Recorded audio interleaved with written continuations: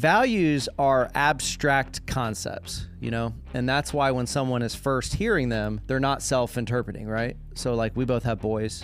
If you're trying to teach your boys, hey, I want you to be tough. That's an abstract concept. It's not self-interpreting at all. Like what does it mean to be tough? I try to teach my boys. I got 3 boys. Like, man, you need to be kind to one another. I have to give them specific examples of what it looks like to be kind. Right. Like, man, you can wrestle, whatever. Don't hit your brother in the face. Right? It's like you don't do that. Having that specific. So it's like, man, behaviors are they're actions. I heard somebody say behaviors are how you operationalize the values, get them into the culture. And yeah. I really do think that they're both kind of insufficient without the other.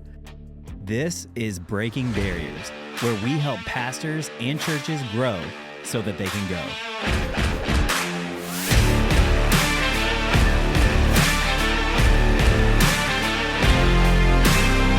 All right. Well, hey, welcome to the Breaking Barriers podcast. I am here today. My name is Pastor Bobby. I'm here with Pastor Andrew. And today we're going to be talking about staff culture and staff values and behaviors and why this stuff is so important. And, I think kind of face value, I think we understand as church leaders that our staff in many ways, the people that, work vocationally for the church, they kind of are the most important asset that we have.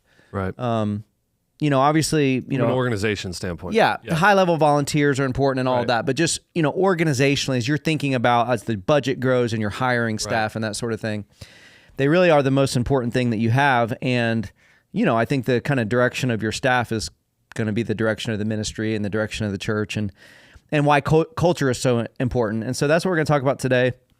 We've made a ton of mistakes with this over the years. We've had some wins with this over the years. We've gained a lot of experience, not that we're experts by any means. We've gained a lot of experience with this. We've had a lot of people come onto our staff, that people that have left and done other things, people that have been on our staff for a long period of time. We just had a lot of, experience with this. And so we want to talk about that, maybe over a couple of different episodes. But that first statement of why is culture so important, and maybe even some of the mistakes that we've made over the years with that. What would you say right off the bat? Yeah, well, I mean, that's obviously not unique to us. I mean, culture eats strategy for lunch. That's kind of the famous statement, and it's really true. I think that what we've learned is over time, as the church's dreams have gotten bigger and they have become more crystallized, we've realized that in order to achieve them, we're going to need people who culturally align with where the church is going. And I think that when we started, and I think this is very common, right? Like when you start, you want faithful, available, teachable. That's kind of another one of the things. You're looking for hungry, humble, smart, which is still really awesome. You're looking for people that can do a good job, and that's fine, and that's where you got to start. But as things grow, and as the dreams get bigger and as the dreams get more crystallized, if the goal of the church is, if your biggest dreams are, man, we want to be faithful and reach people, well, that's such a broad, vague kind of goal, that anybody that's fat, faithful, available, teachable would be able to fit with that, But when you start kind of narrowing down and you say, hey, our church's goal, for example, like at Mercy Hill, is to see a ton of baptisms and a ton of sent ones, 5,500 by 2032. By saying that out loud, what you didn't say was Mercy Ministries. What you didn't say was other things around, maybe like deep ecclesiology or whatever. I could go into a bunch of stuff, but you don't say a lot when you decide to narrow and say what it is. And in order to get there, I think you're going to need a tighter culture, and you're going to need people who are bought into that long-term view of where you're going. Because if not, they're going to just be kind of frustrated, and maybe they're not going to bring their biggest impact to your organization. That doesn't mean they can't do great things in great churches, but they may not be the best fit for you. But you don't really learn that until you start to, I think, set a true north for your organization. Yeah, another way I think to say what you're saying is, I think at first maybe we assume, okay, the theological beliefs and faith, that is enough of a culture creator in and of itself. If people affirm that and they love Jesus, then certainly they could come and work on our staff. And the reality is that's just not true. Like, there's different personalities, there's different vibes, there's just different, culture in any organization. I was really struck by this. I was listening to a podcast the other day, and they were talking about like super top tier military type stuff, Delta Force, Green Berets, Navy SEALs, and all that stuff. And you would think those types of organizations have like the tightest culture you could ever imagine, right? Because people move up through the ranks and they end up becoming a Navy SEAL. Well, a lot of times when people get to the very end of that program, this is what really surprised me. They said, there's kind of this like draft or lottery in terms of what team they're going to actually go to. And all of the teams, even though they're all the exact same thing, all have a different culture. Right. So they were saying like, well, this one team, they're the closest to the main base, and so they're kind of the most regimented. This other team is on the West Coast. They're a little bit more laid back, just in personalities. This team's they're in the Pacific Northwest. They have a certain, and I was like, man, if you can get that high, in something, and then still all those different teams have a different culture, I think it just speaks to, man, any group, any organization, there is a culture. Right. And you're just kind of doing yourself a disservice if you don't try to really crystallize that. Because what will end up happening is people will get on your staff and they love Jesus and maybe they're even really competent. They will end up being in a place where they're just not personally thriving. Right. And that's not good. That's not good for them. It's not good for the mission. It's not good for the church as a whole. Yeah. So I would say, I don't know if you want to speak more to that. Well, I was just going to say the reason I love the Navy SEAL illustration of what you're bringing up is because, they all have the right stuff at the baseline. They have to. Right. And I think what you say is really honoring, and it's really true. Like, a lot of people on staff, on our staff, we found this to be true. On looking around the world, the church climate in general, it's true. Like, generally speaking, they have the right stuff. They love the Lord. They're probably smart, but that's not enough when you come to which team do you play on.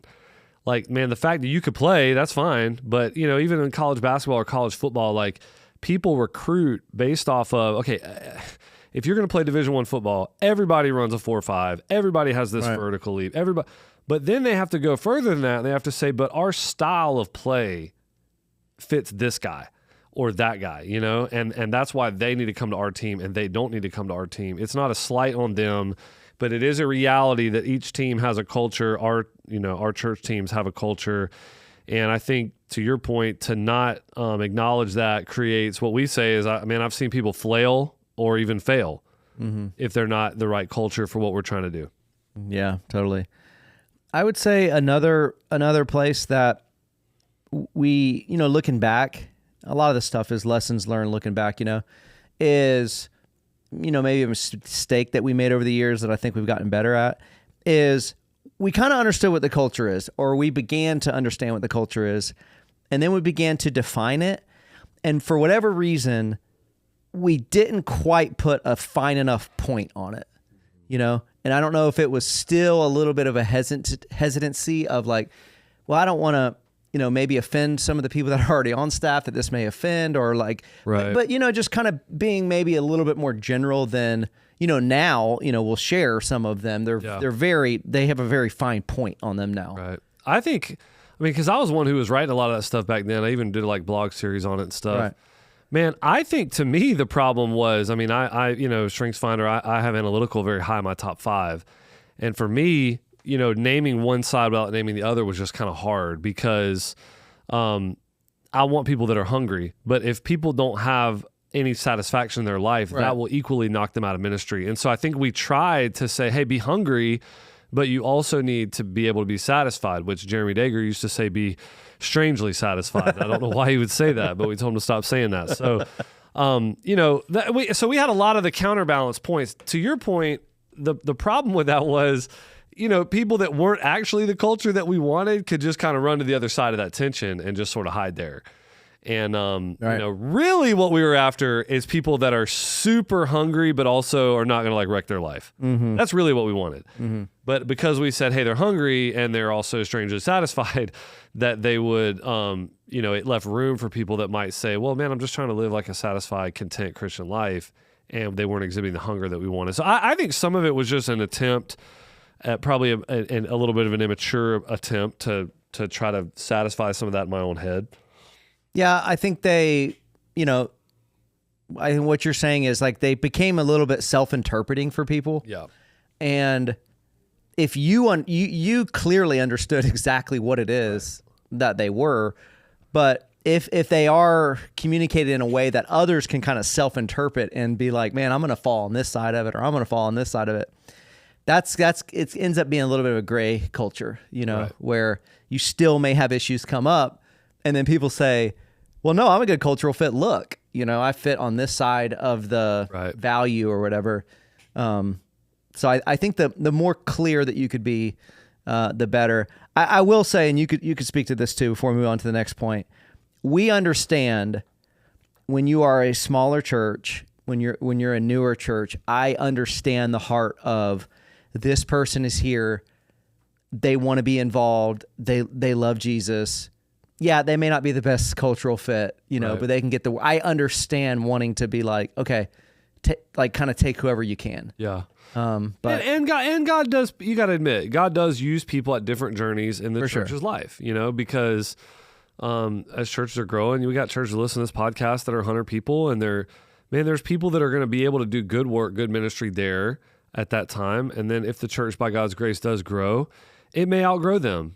And there's just like a kingdom maturity and mindset that needs to come with that, to where we do the right thing to honor them and their service, and also to kind of help them understand, hey, this may be a better fit for you in a volunteer role, or maybe even another opportunity in a church that was at our same size. Like, hey, you're really good at seeing things go from 100 to 200, but man, at 1,000, you seem just like you're really drowning, and that may just be a reality. Everybody has a lid. I have a lid. Mm-hmm.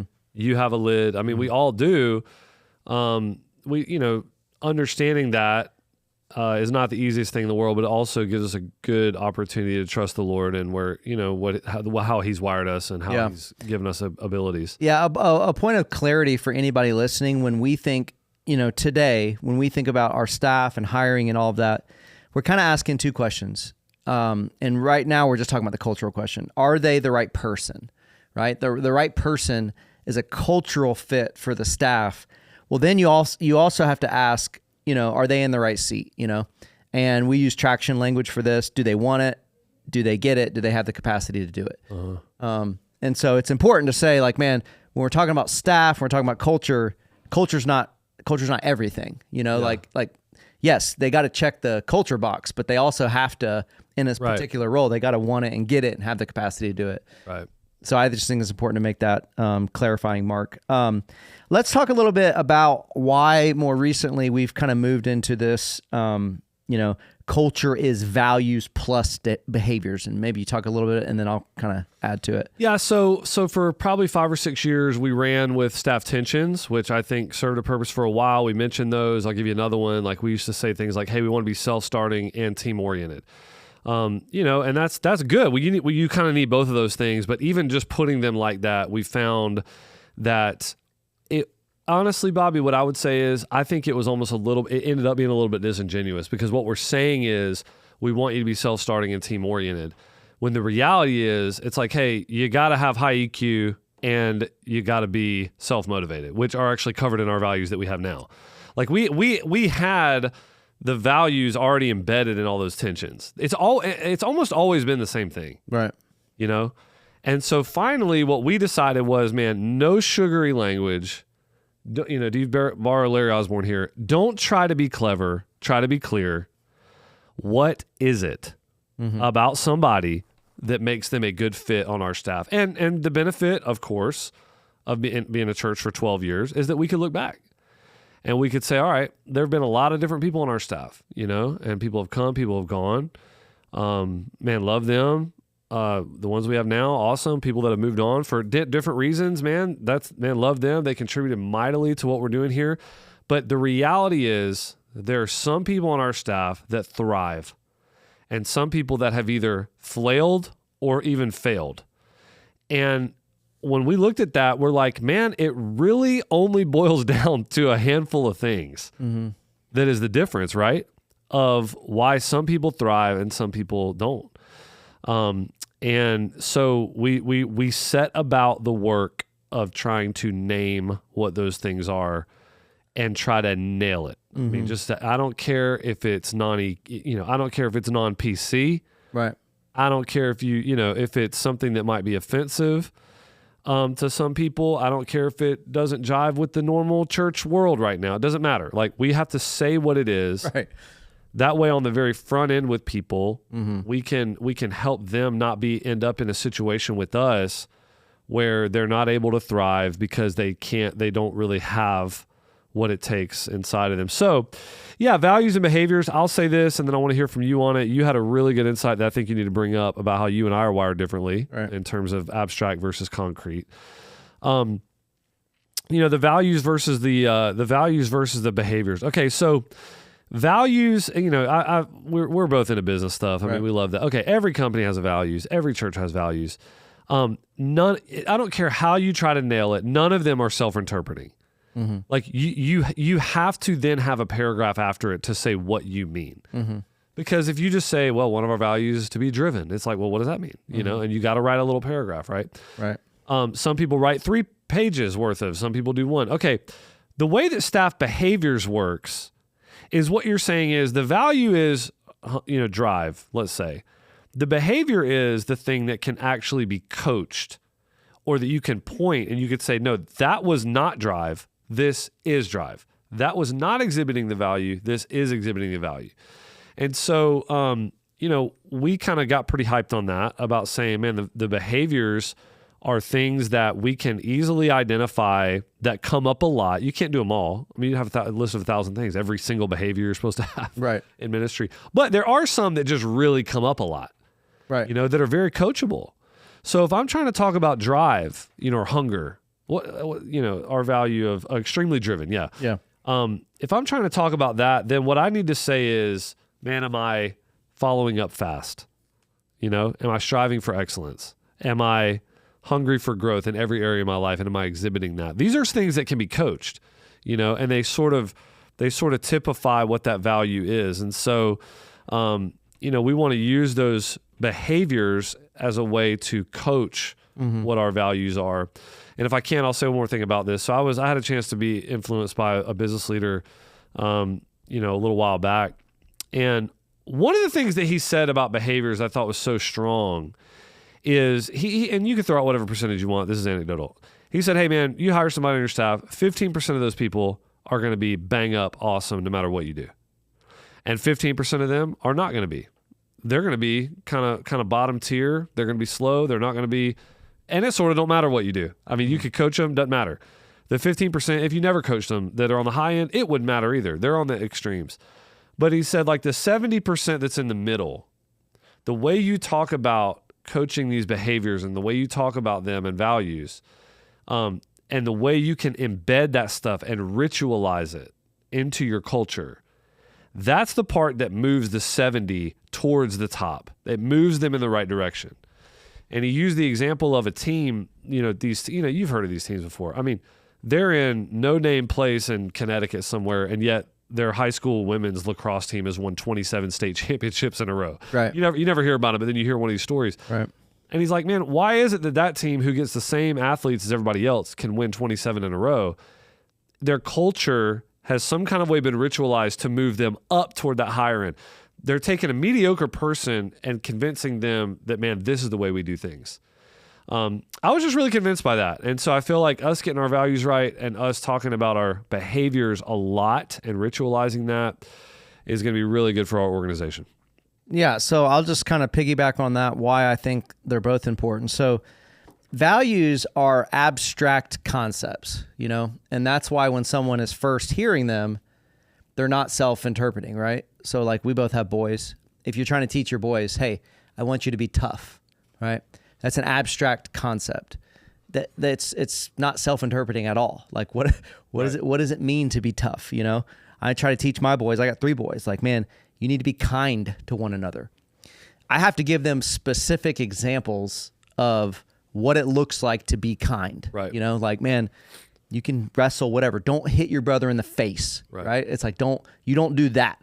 You know, having that specific. So it's like, man, behaviors are they're actions. You know, I heard somebody say behaviors are how you operationalize the values, you know, get them into the culture. And I really do think that they're both kind of insufficient without the other. And I was trying to think of like reasons for this. I think kind of 2 reasons. One, because I think when we're all learning something new for the first time, we need a lot of examples of how to understand it. You know, so like when you're teaching your kids something, like you got to give them a bunch of examples. You just have to have that. Otherwise, it's going to go back to just being kind of self-interpreting. You know, what does it mean to be hungry? What does it mean to be tough? What does it mean to be kind? The other thing, though, the reason that you know, the behaviors I think need the values is because, you know, you could never write out all the behaviors, you know? So like when you think about, you know, high emotional intelligence, right? This kind of social awareness of how to deal with other people.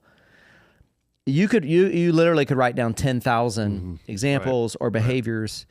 And the reality is, you know, with things like technology, text messaging, email, some of the behaviors may actually change over time too, right? You know, communicating through email is different through Teams or Zoom call, or trying to teach somebody, hey, don't turn your video off when you're on a Zoom call, you know, just stuff like that. You're not supposed to do that? You shouldn't. I don't think That's so. low EQ? I don't think so. You know what I mean? Like you want somebody, like you do need people eventually to be able to get the value even more than any specific behaviors. Because what you want is somebody eventually gets the value so much they can apply it to behaviors you've not told them. Right. You know, because what you don't want is you list a bunch of behaviors and then one of your staff members goes and they do something against one of the values and you're like, man, why did you do that? And they're like, well, I didn't see any, no one told me, you know, don't shout in a meeting. That wasn't as part of any of the, right. So it's like and that's, that's almost like wisdom in the Bible. You know what I mean? Exactly like once you finally get the actual concept, it's like, man, I can go now and apply this to like 10,000 different situations. We do need all of our staff to eventually get there to where I got it. I got it. I may need a little help now and again, or, I may need to be corrected because I kind of didn't understand, but. Well, the Bible does this, like you're saying. I mean, treat others well, you know, treat people the way you'd want to be treated, treat other people with respect and dignity. Well, then, but then you got 1,000 ways that works out in the book of Proverbs, man. Don't greet somebody at 6 a.m. in the morning with a loud shout. Right. You know, don't spend all your time in their house. Like it gives you a bunch of ways to behaviors, but it also gives you a big one. I was thinking about this with what you were saying with our football team. I just got done coaching it's a 10U football team. My son's 9. And, it was so funny. We went out there. It's his first time playing tackle. I have not coached real football yet. This is my first time I got a chance to do it. Praise God. I really had a great time with it. But it was so funny to me because when I got out there, I feel like I'm pretty tough on my boys. And I think most of the guys around me, I think would think that. Like I'm pretty hard on them. I want them to have an edge and be tough and all that stuff. But dude, I realize I'm living in some crazy Christian bubble, like where we all think we're tough and we're not. So I get out there on the football team and these guys, they've been with these same kids for like 3 years. And dude, they are just treating them like you would treat a bunch of high schoolers. I mean, seriously, they're 9 years old. Like basic training. Yes. I mean, like we won one game 35-0 and they had them out there the next day running the circus, they call it. And that means just kids are throwing up, running because we didn't win as much as we should have. I mean, it was awesome. But my point is, you talk about tough as a value, right? Well, yeah, it's like, man, that team, the coaches on that team, me being one of them, we preach toughness. Well, what does that mean? It means, little Johnny, if you're 9 years old, if you cry on this football field, you run to the rock. The rock's a quarter mile away. Why I cried because it doesn't matter why you cried. If you start crying on this field, you run to that rock. If you start complaining about a holding call or complaining that somebody face masks you, you run to the rock. Those are whining. That's not what we do. Why? We're tough. Tough is abstract. How do I make abstract, palatable? How do I operationalize it to your point? How do I coach it? Well, you don't cry. You run to the rock. You run to the rock. If hey, if I'm being lazy and I hold somebody, well, you're going to give me 10 up downs. Why? Because we're not lazy. You know, we are fast on this team. You know, those are principles that are values. They're pretty abstract, really. But then when you start, you know, coaching the behavior, and so I think to your point, the Bible gives us both. Whether you're on a football team or in a business, we do both. So this is a good chance for us to try to document both and then coach toward both. Mm-hmm. Yeah, that's good. That's great. Hey, let's move into talking about where we've gotten now as an organization. We've whittled our values down to 4, and then we have lots of different behaviors that describe these. And even the 4, it was tough, you know, because it's like, even when you do values for your church that are coming out of the Bible, clearly you believe more stuff than this, right? I mean, right? You have more values, but like for us, you know, for our church, we're like, oh, gospel, community, mission, generosity. We can name 1,000 other things. Our belief in the Bible, belief in preaching. Right. But we choose to kind of like have a, you know, something about communication in 2024 is kind of simplifying things so that people can kind of get it, you know? So we've brought our values down to 4. I've been calling them kind of core 4. Then we have a bunch of different ways to describe, teach, coach, like you're saying. Right. So let's walk through those 4, and then we'll do another podcast on what those behaviors actually are. Oh, yeah, me too? Okay. Yeah, just jump in. I can jump in. No, it's fine. Just jump into the first one. Yeah, I mean, I just to reiterate what you were saying, or you know, it's not these are the only things we believe, but I will say this: when we point to people that are rising stars on our staff, they drip these 4 things. Mm-hmm. And when I look back at people who, man, maybe they didn't make it, or they kind of it was a little bit grinding. It just wasn't the perfect fit. I can. Not almost always. I think we literally can always point to one of these things that was just totally out of alignment, right? I mean, would you agree with that? Yeah, it's a crazy exercise to do, to think about, because like, you know, we have 75 people on staff. We've probably had, I don't know what the number is, 175 over the years, right? Many of them have gone to do amazing, awesome things, missionaries, whatever. So going back to the business world. Yeah. But just going through and thinking, like you're saying, okay, you know, just getting a group on your staff to say, man, who's really, you know, just had a struggles over the year. Okay. Who's really thrived over the years, and now let's try to pick what were the reasons for that. It's just a couple. Like it's almost shocking. Yeah, that's true. Okay, all right. The first one, I already mentioned this one, but man, we are one of our first value is to be extremely driven. Man, we're just hungry. You know, we serve a God of abundance, and we're not going to be sheepish about asking Him for that. About trying to live into that. We're very goal-oriented. We have a relentless passion for meeting goals. We set goals with numbers.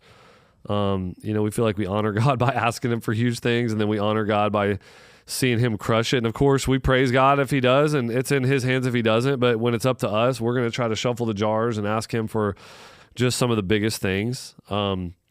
We are driven in a way that makes us have the exact opposite feeling of icky when we talk about growing our lives, whether that's numbers in the church, whether that's our financial position, whether that's our generosity, whether that's our physical health.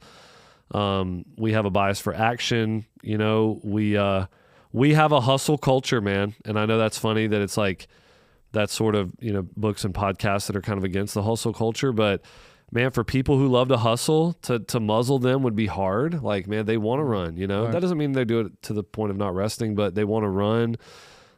We want the type of people who are driven like this, Bob. They, you know, when one thing comes off the board, they wake up the next morning wondering how we're going to attack the next thing. Mm-hmm. This is a good example, all right? Some people, we get done with our Christmas services, you had 1,000 people at Christmas, you hit a bunch of goals, blah, blah, blah. And they come back to the office the next week, and we're talking about Easter. And they're like, oh, my gosh, I can't believe this. Right. You know, it's always on to the next thing. It's always another big thing. We got to outdo ourselves. We got to this. We got to that. And it's like, well, that's not sinful that you feel that way, but it absolutely ain't going to fly here. No. Because you're going to frustrate us, and trust me, we're going to frustrate you. Mm-hmm. So it's like the Navy SEAL thing. It's like, hey, there's probably another team that maybe would wake up and be like, yeah, Easter's coming, whatever. We're just going to sit in a season of rest and faithfulness. Man, that's just not who we are. And it's better to kind of know that on the front end, right? So I could keep going here. We've got a lot of stuff, but man, we want to hustle. We love a fast pace. We want to level up. We always want to grow. We envision ourselves 10 years from now having up and to the right in every area of our life. We're extremely driven. Yeah, I mean, that's why we threw the word extremely in front of driven, you know, to really bring home the point, because you're not going to find a lot of people that are like, yeah, I'm not driven. Like everybody wants to say they're driven, but that's why we said extremely driven. Something I'll joke around to our staff about, it's kind of partially true. I'm like, man, if all you listen to is like the John Mark Comer stuff, like you're just not going to make it on our staff, And I would say that's helpful stuff. Like I got nothing against it, I got a few things against it. But if it's all you listen to, I mean, there is a reason. You think about it, man. Work 6 days, rest 1. Yeah. Sometimes when that stuff is talked about, you 6 and 1 the other way. You would think it was rest 6 and work 1. That's funny, yeah. Yeah. But I would say this, because I shared this with our staff recently, because people can I think probably hear this and kind of misconstrue what we're saying, and maybe this is why we had the tension at some point. It doesn't mean people don't rest, and actually, I would say high achievers need to value rest maybe even more than people that are not, because the harder somebody is running, the more that they got to be really strategic about the way that they rest. Right. It's like when I'm coaching somebody that's a runner, the people that are running the high mileage, I got to be concerned to give them a day off, versus the people that are running the low mileage, they can honestly not even have a day off. Right. Because rest is not as important. So it's not like, if somebody comes and they're like, man, I'm kind of on the edge right now here. We're like, okay, man, take some time off, whatever. Like, man, we need you healthy. Like, it's not like work, just like without any regard for your own health or anything. Yeah, I think people see us talking about like extreme drive. They might think it's funny that we have embedded the principle of sabbatical into our staff, and the church pays for it.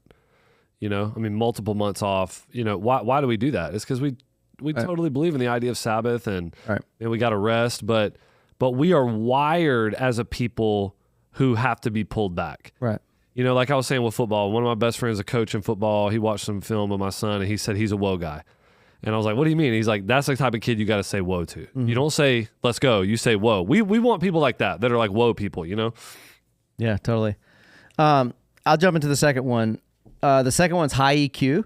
And, some maybe listening to this maybe are not familiar with the idea of EQ, but it's basically just you have a good self-awareness of yourself, and you work well with others, Mm-hmm. So like emotional intelligence, there's a book, Emotional Intelligence 2.0, and they basically give 4 quadrants, and it really helped me to understand this. It's like, man, having self-awareness, knowing what's going on inside of you, so that like you're not constantly being driven by this thing that's happening inside of you in different situations. Right. Knowing what's going on inside of you, being able to control that, right? So you can know that I got anger inside, but I can't control it, so I got these outbursts going on. So half of it's just like, man, internally knowing yourself, being able to control yourself. The second half is socially understanding what's going on, and then being able to kind of act in the right way in those situations. So if you're in a meeting, for example, having a social awareness would be like, okay, so-and-so just said something that kind of just took the air out of the room, and being able to read and understand what it is that's going on, that would be emotional intelligence. And, one of the things that I said to our staff is ministry itself is really hard. Working on staff at a church and with other people shouldn't be hard. Right. We shouldn't, there's hard stuff that you can't avoid in ministry. Right. We shouldn't make like the staff experience and working with one another something that's hard. Right. We want to be able to be, we want to have friends and be a friend to people that we work with. We want to have a positive environment. People are like, man, I want to collaborate. And I think you have to have some level of self-awareness. The one thing I would say about this is all of these things are things that you can grow in, but not if you don't have enough self-awareness to understand that you don't have what you need in it, and I do think there's something true to the idiom. We were just talking about idioms but like, you can make a good dog bad. You can't make a bad dog good. You understand that one? I do. Okay. So it's like, you have to have a certain base level of drive, a certain base level of EQ. You got to already be there. Now you can be there and still get turned out bad if you got, through experiences and all that stuff, but you got to have that base level.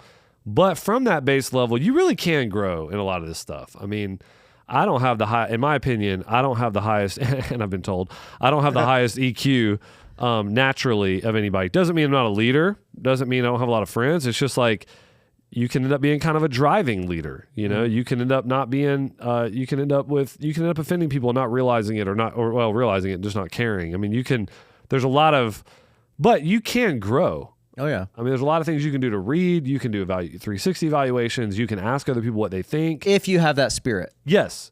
If you have a spirit of, man, I want to learn and grow in this area. Yeah, I think it's funny. Even by saying, man, I don't have a particularly high EQ, by saying that, your EQ goes up by like 10 points, just because you're aware, Yeah.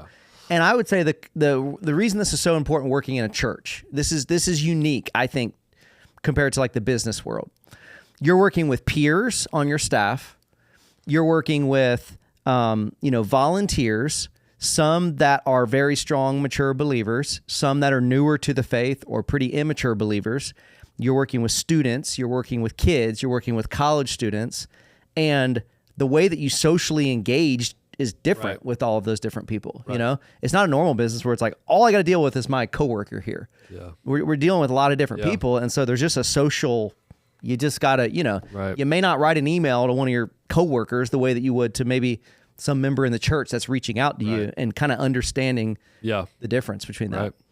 Go ahead and go to the so the next one is, man, 100% ministry aligned. That's our third one, and this is just so important that we're able to articulate our ministry philosophy, kind of our vision for where we're wanting to go, and that people love it.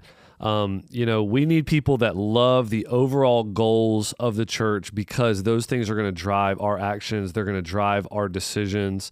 So, for example, like at Mercy Hill, we are going for big weekend. Like, we really believe that if you get Sunday wrong, you're not going to get anything else right. The highest evangelistic opportunity, the highest discipleship opportunity we have every single week is the sermon. If someone is just fundamentally kind of not there, they've been baked in the Soma Church model, missional communities, the front door of the church is not the weekend. If they've been baked in that and believe that, then it sort of don't matter how high their EQ is, how driven they are, or even how wise they are, which our fourth one, they're not aligned with us, and it will be a constant rub. And we have learned that, man. Like, that people, they may try to hide it for a time, or maybe I don't want to, let me not assign nefarious motives to people. I think some people don't maybe even quite realize what their ministry philosophy is. Right. You say, hey man, we want to grow on the weekends and we love data. And they're like, oh, that's awesome. And then about the 6th month in a row where they can't get their numbers in for who was in their ministry that week because they feel like it's too corporate, and that grinds them and they're kind of annoyed by it. That's just not ministry aligned. We love numbers. We love data. I mean, we think how asinine is it if a Chick-fil-A owner couldn't quite understand the dollars and cents or the amount of people who worked for him or what. We would go like, that's so dumb. I mean, we just, who would do that? We feel like that in ministry. We're like, hey, the numbers are the starting point. They're not the finish line, but how in the world am I going to understand what's happening with the organization if I don't even know the numbers of volunteers, of people who were there, of money, of everything? We love data. So if someone doesn't and they feel like that's too corporate, they're not ministry aligned. So I can name 1,000 other things, but we basically think about the flywheel. Gather, groups, give, go. This is our ministry philosophy. We go through each one of those. We feel like all of that works in unison. We pull it from Acts chapter 2, and we want to make sure that people are bought into the way we do things. I talked about another another podcast that we did on branding. We could talk more about that. Every church has a brand. There's a 9 Marks brand. There's a Diversity Church brand. There's a big box inviter seeker brand. I would say our brand is kind of big box sending. It's like, man, we're trying to, we got a big front door, but we're also big sending oriented. Somebody's got to be bought into the brand that we're in. If they're wanting really secretly to be in a different brand, they're always going to be kind of a rub there. Yeah. Yeah. Every second of misalignment is wasted energy, So if you have a staff of 10, and there's a lot of misalignment going on, it's really, you got a staff of like 6 because you're spending a lot of energy talking about the ministry philosophy and this alignment stuff, whereas you could be spending that energy on the mission, Yeah. I'll share a quick positive and negative example of this just to kind of continue to put feet to it. I remember a bunch of years ago, and I'm not singling out any one person because we had, multiple instances of this, but I remember when we started really ramping up our Christmas services, we had some of our staff that just struggled with the idea of going 3, 4, 5 days doing Christmas services. They're like, man, why would the church do this? We should be hanging out with our families over this period of time. Like, going to do all these services. Everybody's going to get worn out or whatever, And I remember when I heard that at the time, and we didn't have this value at the time, but I remember when I heard that, I was like, man, they're just not going to make it here. Right. Like because we had the value. We just had not written it down. Right. You know, you're right. I just, you know, as soon as someone had that sort of thought, I'm like, man, they're just not going to make it here. That's right. And it, you know, they didn't. Well, a couple people, you know, they just had an issue with those sort of things. I remember on a real positive example when we hired Ashley Smith, who does marketing and different communication stuff for us. Sometimes with creative people, you know, sometimes creative people can, you know, want to kind of question some of the philosophy a little bit more, just how God's wired them, you know? And I just remember with Ashley, like she got on board and she was helping us think about, you know, big days, Easter, Christmas, all this stuff, you know? And it was like, man, not for 1 second was there any misalignment questions. And all she was trying to do is like, man, I 100% am into that. How can I make that better? Right. How can I, and that is like, man, that's, I don't know. That's kind of, I mean, if you do values and behaviors right, and you start on the very front end, I mean, evaluating this in people's life before they're hired, certainly making it the entire, maybe not entire because you got to have competencies, but I mean, a vast majority of your hiring and interview processes around culture, then hopefully what you end up is you're not wasting time trying to convince someone of something that should be taken for granted if you're on our staff. right. There should just be like, hey man, there's a basic way we're doing ministry. All that should be taken for granted. Like we're all into that stuff. Right. Now we spend our time on the mission or making that stuff better, not going back and trying to figure out, man, but I think community groups should be the front door of ministry. It's like, well, I don't know how we got here. You know, but I think somebody made a mistake somewhere that we didn't quite, you know, we either didn't explain this clearly enough or we didn't you know, we didn't guard the gate enough, but hopefully when we get our values and behaviors right, it just kind of weeds out ministry unalignment pretty fast. Yeah. Hit the fourth one. Yeah. Last one is, we want people that are wise, you know, and when we say wise, we mean they're smart. They're smart in general, but they're church smart in particular. Okay. They make good decisions. I mean, one of the ways I think you can talk about wisdom is you're able to move from the abstract to the particular behavior. That's how you define wisdom. You know, it's like God's wisdom, and then I'm able to apply that in the real world. We need people on our staff that make good decisions. They make good decisions in their life. They make good decisions when it comes to ministry. They make good decisions around integrity, protecting the reputation of the church. They just make good ministry decisions that help things grow and help things be stable. They're trustworthy people. They're dependable people. They're people that avoid situations where there is impropriety. I mean, we've had multiple people on our staff that did not make it, and it was not because they had some ill intention.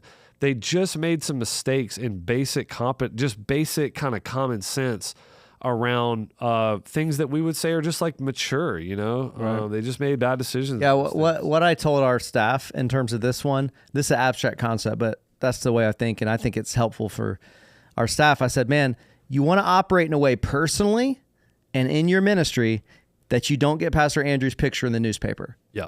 Right? Thank you. When you're making this decision, does this have a potential, you know, even if they're, like you said, there's no ill motive or whatever, but right. Does this decision have the potential to get you in the newspaper? Because it's like, man, doing ministry in 2024 is not like doing ministry in 1954. Right. It's different, you know? And people, like you're saying, we have to understand that.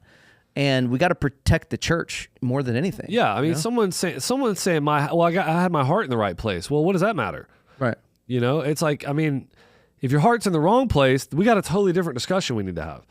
We're kind of assuming that, you know, that you're like walking as a believer and you generally are trying to honor God, but we're saying there's way more to it than just my heart was in the right place. It's also like, was it good and wise? And did you have good decision-making skills that helped you avoid bad situations and set yourself up in good situations? Yeah. I mean, it's just like, this is so simplistic, but it's just so true. It's like, man, you're at church, walking into a bathroom with other adults is different than walking into a bathroom with a kid, is different than changing a diaper in the kids ministry. And it's like understanding some of those differences and just understanding, ministry in 2024 is just important, know? And I think the more the culture, is maybe secular and doesn't have a good view of churches and wants to get the pastor's pictures in the newspaper, the more that we just have to be vigilant, to be really church smart, to be very, very wise the way we do ministry. Yeah, and we can't avoid any type of bad scenario, but we can try to do the best we can and good decision making, good policy, that kind of stuff. All right, extremely driven, high EQ, 100% ministry aligned, and wise. Those are 4 values for today. We're going to end up picking this up again and start talking about how values translate into behaviors. I think it's probably behooves people to have both of those written down no matter how you end up doing it. Hey guys, if you're interested in more content like this, make sure you jump on our private Facebook group. We also have one-day events that are coming up every quarter, so check those out. Man, we exist to help churches and pastors grow so that they can go. Thanks.